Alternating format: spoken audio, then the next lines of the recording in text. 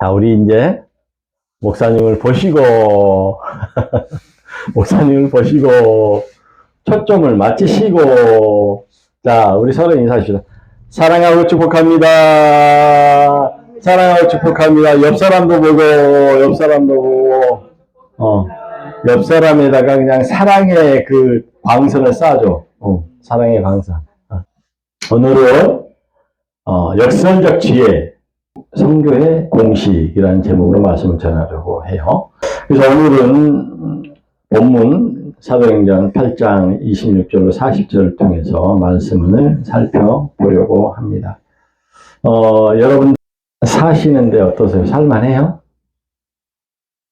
힘들어 죽겠어? 사는 게 힘들어?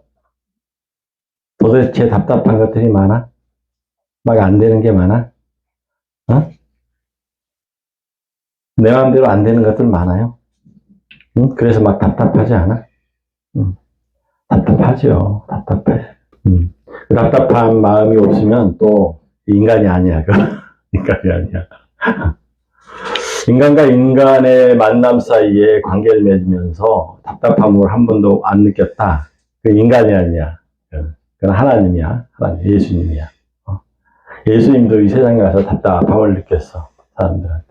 재물을 막 성전 안에서 막 사고 파는 거야. 그걸 보고 막 성전에 그 물건들을 다 뒤집어 버리잖아. 얼마나 답답하셨어요. 아버지의 집은 기도하는 것이다. 기도하는 곳인데 너희가 하나님의 저를 어떻게 이렇게 망가뜨리느냐 해서 예수님이 그렇게 답답해요. 사는 것이 답답해. 그래서 직장 생활에서도 그렇고 가정에서도 그렇고 소통한다는 게 그렇게 어려워요. 그래서 목사님은 항상 그런 얘기를 해요. 결혼하려고 하고 또 이렇게 배우자를 선택하고 이럴 때 가장 중요한 게 뭐냐? 물론 얼굴도 예뻐야 되고, 그렇죠? 얼굴도 예뻐야 되잖아. 내 마음에도 쏙 들어야 되고. 그런데 이제 무엇보다도 뭐냐면 결혼과 연애는 좀 달라요. 달라. 결혼은 마음과 마음을 좀 소통할 수 있는. 우리는 제각각 다른 개성들을 가지고 있어. 제각각 다른 모습을 가지고 있고 다른 성격. 같은 곳에서 똑같은 것을 바라봐도 다르게 해석을 해요. 다르게 해서. 그리고 또 하나 자기만의 어떤 그 처지와 상황이 있어요. 처지와 상황이 있어요. 그래서 어떤 사람들은 어떤 일에 대해서 그냥 무시해버리는 경우도 있고, 또 어떤 사람은 적극적으로 막 그 일을 해결하려고 하는 사람도 있고 그래요. 그래서 사람마다 사람이 다 그 제각각 다른데, 다름의 모습을 가지고 우리가 관계를 해야 된단 말이에요. 더군다나 이렇게 가정에서 같이 사는 가족이라면 더 그렇고, 또 직장에서 같이 일하는 사람들이라면 더 그렇고. 그래서 그럴 수밖에 없어요. 그러면 목사님, 다른 사람들과 관계하면서, 이제 직장 생활도 하고, 이렇게 가족이 함께 살아가는데, 그렇게 고통받고 힘들어 하면서 사는 게 당연한 거예요? 당연한 거예요? 이렇게 물어볼 수 있잖아. 그런데, 오늘 말씀이 어떤 거요? 역설적 지혜를 가지라. 역설적 지혜. 해결 방법은 이것밖에 없어요. 이게 세상적인 논리고 세상적인 정의이고 세상적인 어떤 모습인 거예요. 이거는 바뀌어지지 않아요. 예수님이 재림하여 심판하시는 그날까지 바뀌어지지 않아요. 세상은. 항상 갈등과 대립이 있고 서로 마음에 안 맞는 부분들이 있어요. 나도 저 사람을 통해 스트레스를 받고 있다면 저 사람도 나를 통해서 스트레스 받고 있을 수도 있어요. 왜냐하면 세상의 원리가 그래요. 세상의 관계 방식이 그래요. 어쩔 수가 없어요. 그래서 이것을 해결할 수 있는 방법이 뭐냐? 이거를 역설적 지혜를 가지라는 거예요. 역설적 지혜. 역설적 지혜를 가져야지만이 그 문제가 해결될 수 있어요. 음.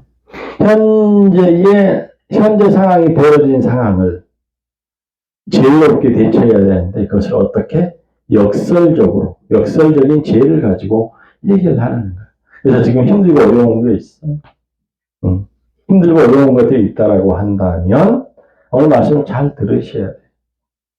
예수님은요, 하나님과 우리 인간이 지금 우리 인간들이 그 갈등 가운데 막 스트레스 받는 것보다 더 많은 스트레스를 받으신 분이 하나님이죠. 하나님은 일방적으로 우리를 은혜 베풀어서 우리를 지어주시고 세상을 다 창조하셨는데 우리 인간이 그 하나님의 뜻에 반해서 배신해버린 거야. 배신해버린 거야. 그러니까 하나님이 얼마나 억울하고 답답하겠어. 막 억울해 죽으려고 하는 거지. 하나님이. 그런데 하나님은 억울해 죽으려고 한 것이 아니라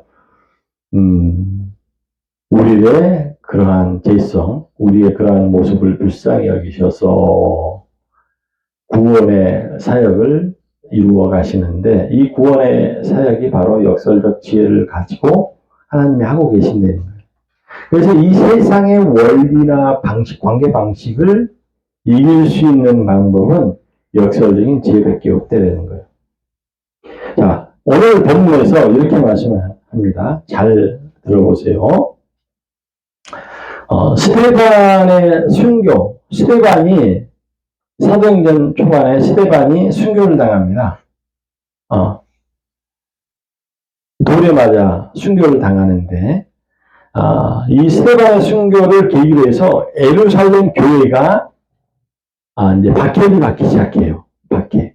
예루살렘의 교회가 박해를 받기 시작해. 그래서 그 박해의 소용돌이 속으로 들어가는 거예요. 박해를 받는다는 얘기는 뭐냐면 엄청나게 스트레스를 받는다는 거예요. 너희를 인정하지 못하고 우리도 너희를 인정하지 못하고 너희도 우리를 인정하지 못하고 이런 관계 갈등이 엄청나다는 그런 뜻이에요. 그래서 이 박해의 소용돌이에 휘말리게 되는 거야.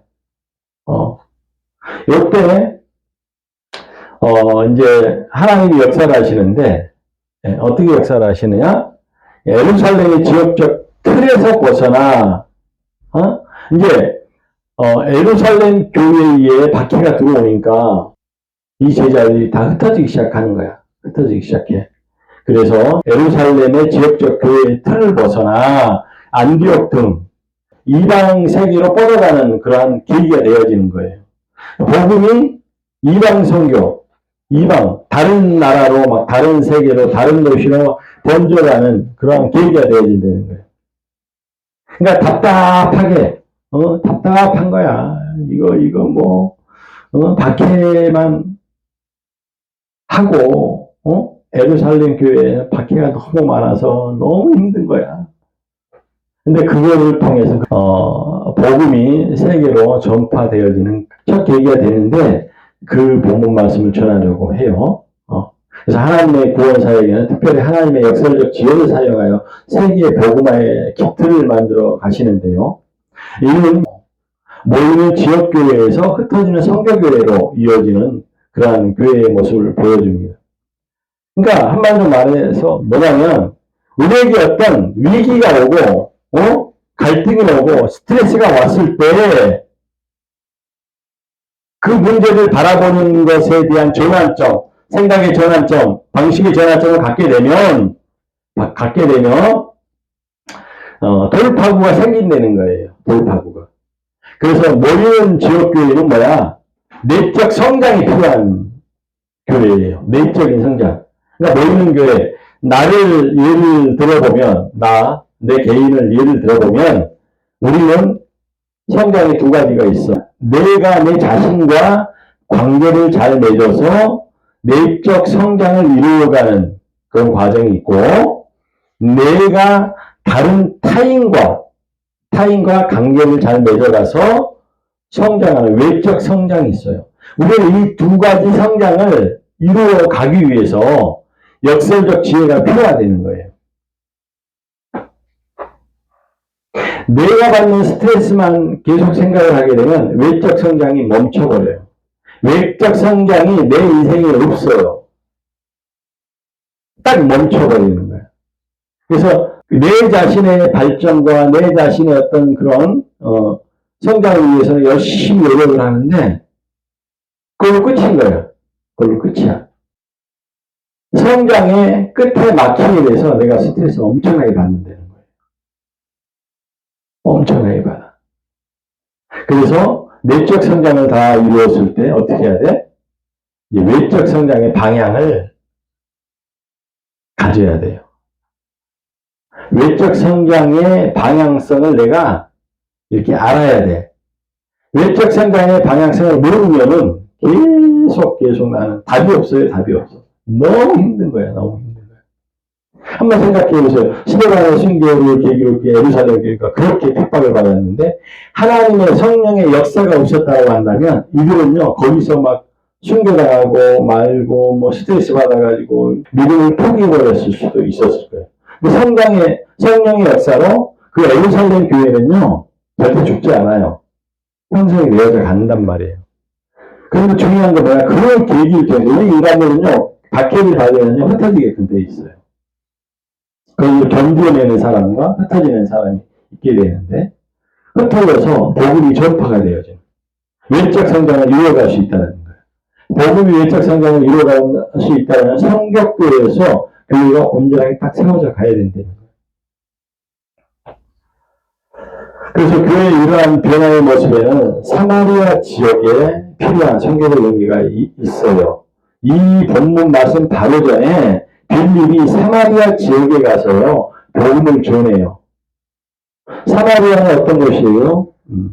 인습, 그 다음에 문화, 전통적 문화 이런 게 달라요. 예루살렘하고는. 그래서 이런 것들을 이런 어떤 불신적인 것들을 서로 해소하는 그런 역사가 일어나기 시작하는 거예요. 그래서 사마리아가 전도가 되어지고요. 다음에 이제 최초로 그 이방 선교죠, 이게 사실은. 근데 이방 선교가 묘한 거예요. 흩어져서 이방 선교를 하는 것이 아니라 에티오피아 여왕 그 내시가 에티오피아의 여왕의 내시라고 한다면 그러니까 고위 공직자예요.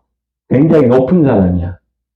내시라고 그러니까 아이고 이런 것만 생각이 되는데 여왕의 즉 비서실장과도 같아. 굉장히 고위 공직자.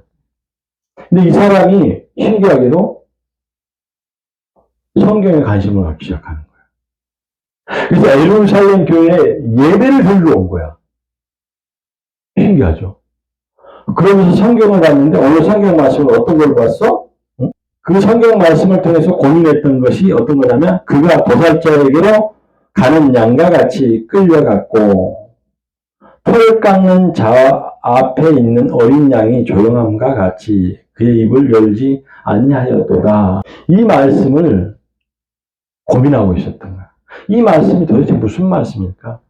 이 말씀이 누구를 지금 지칭해서 말하는 것일까? 이거에 대한 고민이 생긴 거예요. 근데 마침 빌립이 와서 이것은 예수 그리스도를 지칭한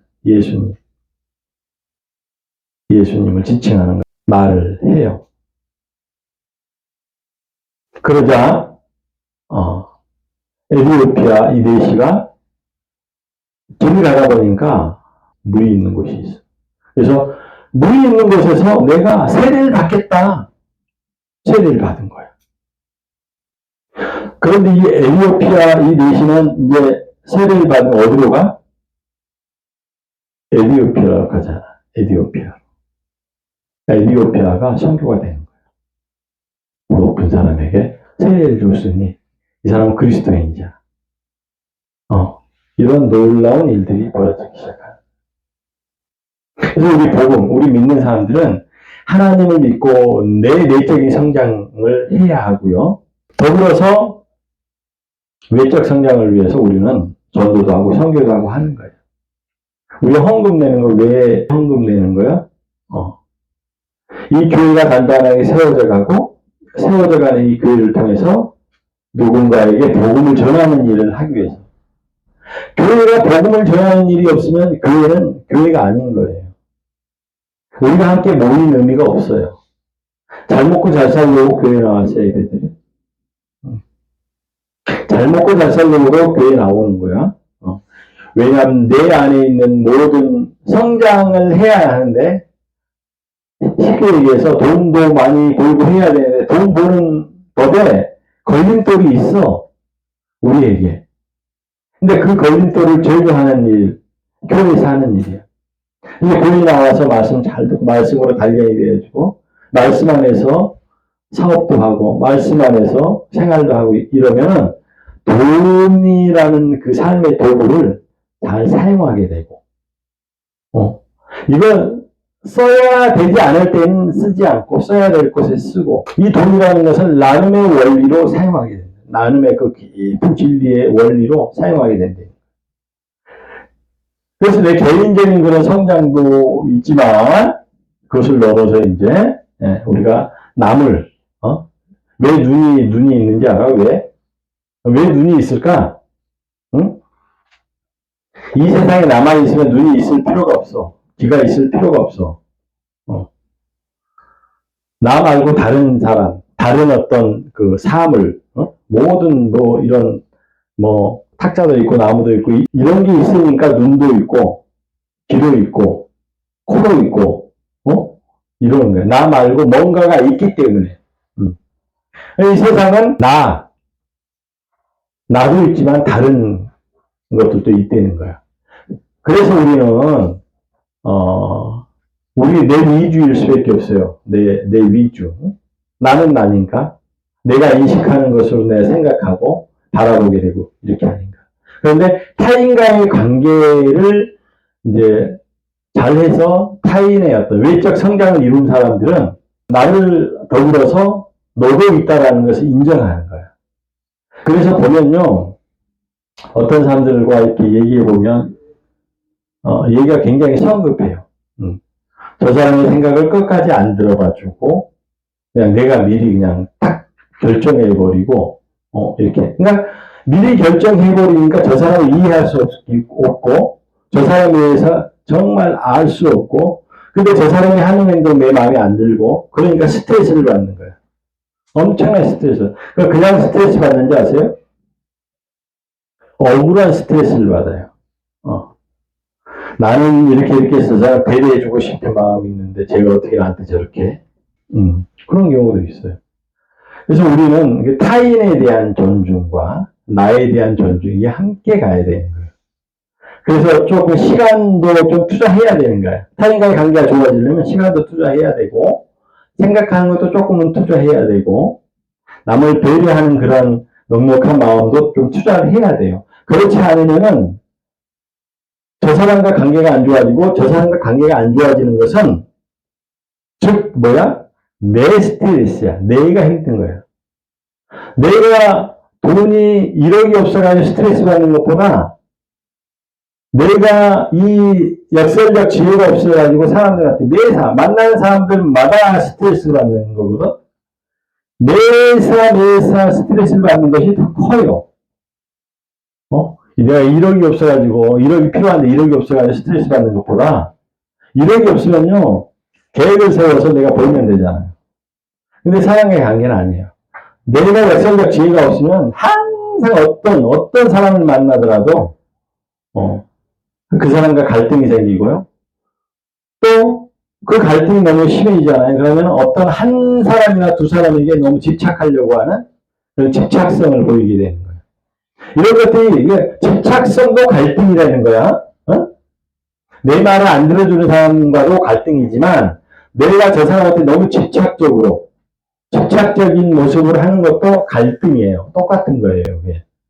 단지 나를 조금 위로해준다라고 생각을 하니까 내가 필요하니까 그걸 하는 것이지 내가 저 사람이 내 얘기를 들어주게 하려면 저 사람에게 뭔가 투자를 해야 돼요. 먼저 내가 저 사람을 이렇게 토닥토닥 해줘야 된다든가 아니면 밥을 사줘야 된다든가 이런 게 있는 거예요.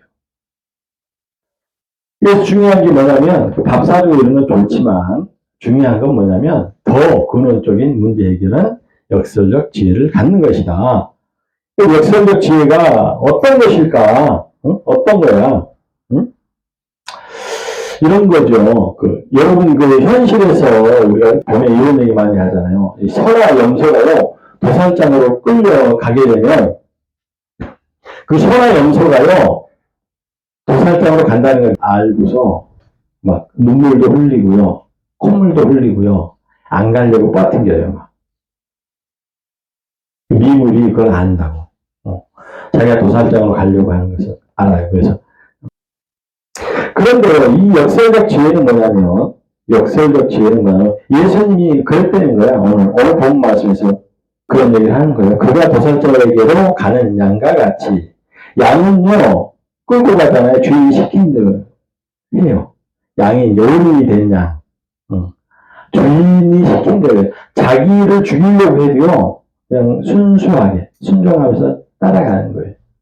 근데 양이 어렸을 때는 엄청 고집이 있어요. 말 안 들어요. 주인 말도 안 들어요. 그런데 주인 말을 잘 들을 수 있는 어른이 되어지게 되면 그렇게 순종을 한단 말이에요. 그래서 오늘 본 말씀에 도살자에게로 가는 양과 같이 끌려갔고, 그래서 양을 비유하는 거야. 양과 같이 끌려가는 거야. 그냥 순수하게 끌려가는 거야. 아는데, 내가 죽으러 가는 거 아는데, 예수님이 죽으러 가는 거 아는데 십자가를 짊어내고 순수하게 끌려갔다는 거야. 이게 세상에서는 뭐야, 소망과 염소를 알고 안 가려고 뻗팅기는데, 역설적 지혜는 뭐야? 그걸 알면서도 끌려간다는 거야. 그냥 순종해서 끌려간다는 거야. 이 역설적 지혜에는 뭐가 있어? 하나님 아버지의 뜻을 알기 때문에 순수하게 끌려간다는 거야. 그리고 뭐야? 털을 깎는 자 앞에 있는 어린 양이 조용함과 같이 그 입을 열지 않더라는 거야. 나 무서워요, 나 안 가요, 나 좀 살려주세요, 어쩌고 변명하지 않아요. 변명하지 않아요. 변명하는 순간 아버지의 뜻이 없는 거예요, 그 사람은. 역설적 지혜가 이래요. 끌려가서 죽게 되면 내가 살아난다라는 이 역설적 지혜가 있는 거예요. 그래서 말을 입을 딱 다물고 조용하는 거예요. 내가 억울한 일이 좀 있어요? 입을 딱 다물고 조용하는 거예요. 하나님께 기도하는 거예요. 하나님, 이 일에 대해서 해결해 주세요. 하나님의 지혜로, 역설적 지혜. 항상 말씀드리죠. 저 사람이 내가 해주는 걸 모른다. 아니에요. 역설적 지혜가 없기 때문에 내가 해줘도 모르는 거예요. 역설적 지혜라는 그 정말 아버지의 사랑이 있게 되면 아니에요. 그 사람이 바뀌어요. 만약에 그렇게 해주는데도 바뀌지 않나, 그 사람이? 그러면 내 자신을 되돌아봐야 돼요. 내가 역설적 지혜를 가지고 있었나? 역설적 지혜의 방식으로 내가 했나? 아니면 세상적인 염소가 끌려가는 것처럼 내가 하면서 그걸 해줬나? 양과 같이 하면서 해줬나?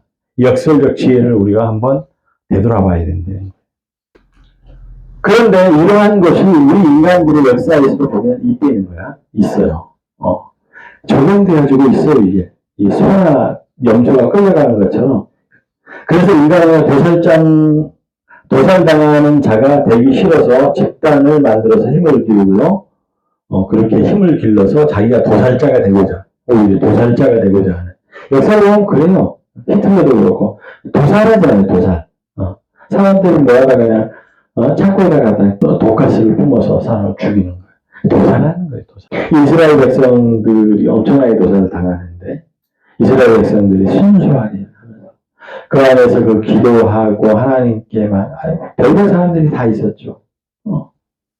그런데 이러한 세상의 법칙에는 도살자가 가지고 있는 그 악한 의도가 있다는 거야. 숨겨져 있는 것이 원죄인데, 이 원죄의 의도가 있어요. 그리고 도살자에게는 죄의식이나 죄책감을 망각하려는 원죄의 열등감이 숨겨져 있어요. 그러니까 만약에 우리가 역설적 지혜를 갖지 못하고 뭔가 사람들에게 그러한 것들을 원한다고 한다면 이것은 내가 어떤 힘으로 저 사람을 이렇게 다스리려고 하는, 힘으로 다스리려고 하는, 능력으로 다스리려고 하는 그런 것들이 되어진다. 사랑의 마음으로 그 열등감이라는 그거거든요. 내가 열등하다는 거야. 내가 낮다는 거야. 내가 작다는 거야. 내가 힘이 없다는 거야. 그래서 열등감이 무기가 되어지잖아요. 그러면 내가 힘이 센 것처럼 얘기를 해요. 그러니까 우월감으로 나타난다는 거야. 우월감으로 나타난다는 뜻이 뭐야?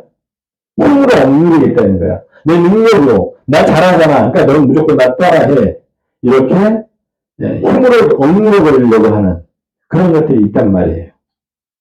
그런데 이러한 세상의 법칙의 중심에는 잘 들으세요. 생명을 파괴하고 그 사람의 인격을 파괴하고 생명을 파괴하고 세상을 아니면 나를 발전시키려고 하는 그 이기적인 인간의 본능의 욕구가 있다는 거예요. 욕구에 의해서 살게 되면 우리는 좋은 일을 하더라도 내 인간의 본능의 욕구로 하고 있는 거야. 그래서 이러한 인간의 이기적인 본능, 그 죄로부터 우리를 구원하기 위해서 역설적 지혜가 담겨져 있는데 역설적 지혜는 그럼 어디에 어떻게 담겨져 있을까요? 어디에 어떻게? 바로 예수님 안에 내어주는 모습으로 담겨져 있다는 거예요. 예수님 안에 담겨져 있다는 거예요. 역설적 지혜가. 그래서 이 역설적 지혜가 문제의 갈등과 대립을 풀어갈 수 있는데 해결할 수 있는 방법이 예수님이에요. 왜? 예수님이 이 역설적 지혜가 담겨져 있는 분이기 때문에. 예수님은 역설적 지혜 그 자체예요, 자체. 세상과 대비해서 역설적 지혜 그 자체라는 거예요. 예수님이 그래서 우리는 예수님이 실천하셨던 이 역설적 지혜가 얼마만큼 우리가 본받아야 될 것이고, 우리가 관심을 가져야 되는 것인지, 우리가 생각해 봐야 돼. 예수님의 역설적 지혜는요, 악한 의도로부터 투명한 의도가, 그런 지혜가 담겨져 있어요. 투명해요, 예수님은. 세상의 지혜는요, 감춰져 있어요. 감추려고 그래요. 자기의 본 모습을 감추려고 그런다고. 자기의 열등감을 감추려고 그런다. 자기가 해결되어지지 않은 그 스트레스, 그런 아픈 마음을 감추려고 해요. 근데 예수님은 뭐야? 하나님께 다 오픈하는 거예요. 하나님, 네, 솔직하게요. 이 잔을 좀 옮겨주실 수 있으면 옮겨주세요. 솔직. 투명한 그런 의도가 있어요. 또, 자기의 본능적 죄책감을 망각하려는 자기 양심과 직면하려고 하는 그 회개의 지혜가 있어요. 회개의 지혜. 자기를 드러냈을 때, 내 모습에 그런 숨겨진 것들이 보였을 때, 우리는 그걸 회개할 수 있는 거. 회개한다는 게요, 그게 수치스럽고 쌍스러운 이렇게 아니야. 회개한다는 게 얼마나 지혜로운 것인 줄 아세요? 역설적 지혜인 거야. 회개하면 죄인을 안 지켜? 회개하면 천국에 가는 거야. 회개하면요, 하나님의 나라를 얻는 거야. 회개하면 예수님을 만나는 거야. 세상에서 회개하잖아요. 그러면 뭔 나쁜 거야? 딱 낙이 찍어버리잖아요. 역설적 지혜는 아닌 거야. 내 자신의 모습을 보고 내 자신의 그런 모습을 놓고 하나님께 아뢰면서 간구했을 때 우리는 예수 그리스도의 그 역설적 지혜를 회개의 지혜를 얻게 될 수 있다는 거예요. 그래서 우리는요, 명심하셔야 돼요. 우리가 성장하기 위해서는요, 성장한 양은요, 주인의 뜻에 순응하는 양입니다. 우리가 성장했을 때요, 주인에게 순종하는 양과 같이 순종한다는 게 뭐냐면, 그 진리를 알았다는 거예요. 역설적 지혜를 알았다는 거예요. 그렇기 때문에 순종할 수 있다는 거예요. 역설적 지혜를 알지 못하고 순종하는 것은 이거 복종하는 거예요. 강요당하는 거예요. 그래서 우리는 이것들로부터 우리는 정말 반대해야 되는 거죠.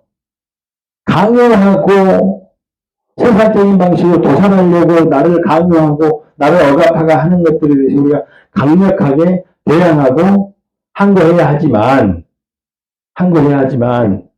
아버지의 그 순수한 뜻이 담겨져 있고 내가 그 아버지의 그 진리를 아는 거예요. 역설적 지혜를 아는 거예요. 내가 내어줬을 때 천국이 임하는 거야. 내가 하나님 아버지의 자녀가 되어지는 거야. 이것을 아는 자는 역사적 지혜를 내어주는 거예요. 내어주는 거.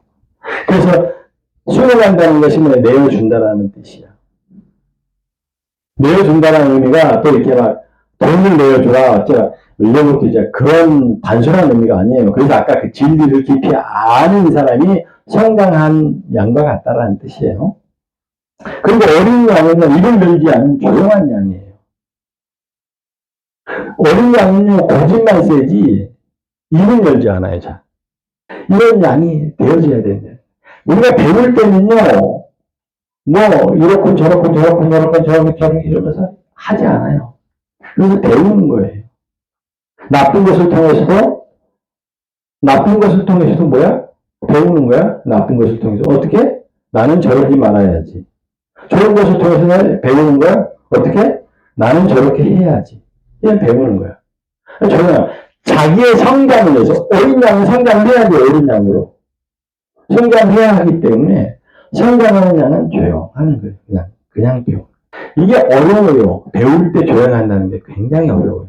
그래서 이게 우린 배우고, 정말 하나님의 뜻을 찾아서 조용할 줄 알아야 돼요. 조용할 때 조용해야 되는 거예요. 순종할 때 순종해야 돼요.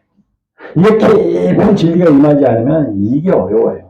근데 예수님이 그렇게 하셨다는 거예요. 그래서 우리가 예수님을 닮아가야 하기 때문에 조용할 때 조용하는 거예요. 배워야 될 때는 조용하는 거예요. 조용해야 깊은 진리가 내 안에 들어오는 거예요.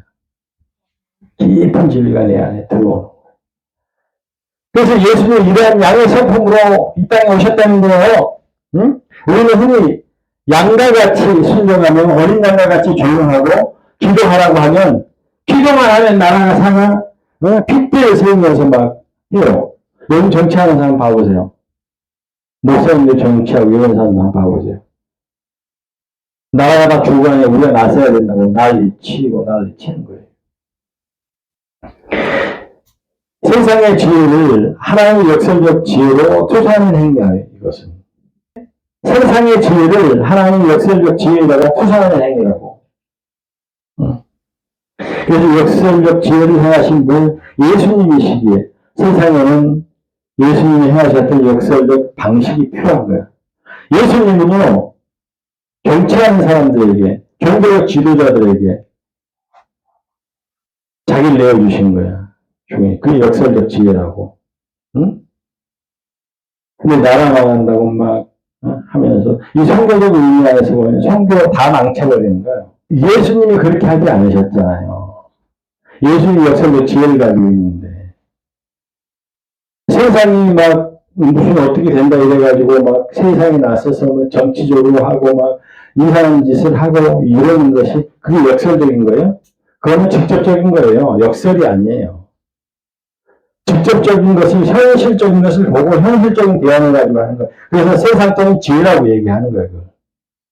근데 세상적인 지혜를 가지고 하나님의 역설적 지혜를 투사하게 되면 이제 이러한 행위를 하게 된다. 그래서 우리가 이쯤에서 예수님이 행하셨던 하나님의 성경 공식 하나를 내가 풀어보려고 그러는데 이것만 말씀드리고 마치려고 해요. 자, 양쪽이 세상의 법칙을 따르면 어떻게 되는지 아세요? 양쪽이다. 그러면 대립적 분열로 가는 거예요. 대립적 분열. 분열이라는 뜻은 그냥 깨져나간다는 거예요. 계속 깨지고 이거는 안 좋은 걸 얘기하는 거예요. 세상적인 법칙이에요, 이게. 근데 한쪽은 세상의 법칙을 따르잖아요, 세상은. 근데 또 다른 한쪽은 하나님의 나라의 법칙을 따르면 우리 기독교인들이 하나님의 법칙을 따르게 되면 이거는 성교적 관계가 되어지는 거예요. 성교적 관계가. 세상 사람들이 그런 사람들이었을 때 기독교가 하나님의 나라의 법칙대로 그들을 대하게 되고 그들의 어떤 정치적 방향의 틀을 바꾸게 되면 이것은 그 사람들을 선교하는 거예요. 그 사람들을 선교하는 게 성교의 관계가 되어진대요. 자, 다음에 마지막으로 뭐야? 양쪽이 하나님의 나라의 법을 따르게 되면 뭐야? 이것은 관계적 일체를 이루는 거예요. 일체를 이루어야 교회와 교회가, 교단과 교단이 연합을 하고 하나님의 나라를 더 크게 할 수 있다는 뜻이에요. 그러니까 이 세 번째 건 뭐야? 교회와 교회, 교단과 교단. 어? 다른 나라의 기독교와 우리나라의 기독교가 연합하고 일치하는 그런 일들을 할 수 있다는 오늘 말씀을 잘 기억하시고 말씀 안에서 정말 승리하셔야 돼요. 말씀이 아니면 고통과 고난 이게 법칙이니까 세상의 법칙 끊임없이 나를 괴롭히고 힘들게 해요. 끊임없이 말씀을 붙잡으셔야 돼요. 말씀이 누구야? 예수님이야. 예수님 어떤 지혜를 가지셨어? 역설적 지혜를 가지셨어. 그러니까 예수님을 붙잡는 거예요. 할렐루야. 말씀을 마칩니다.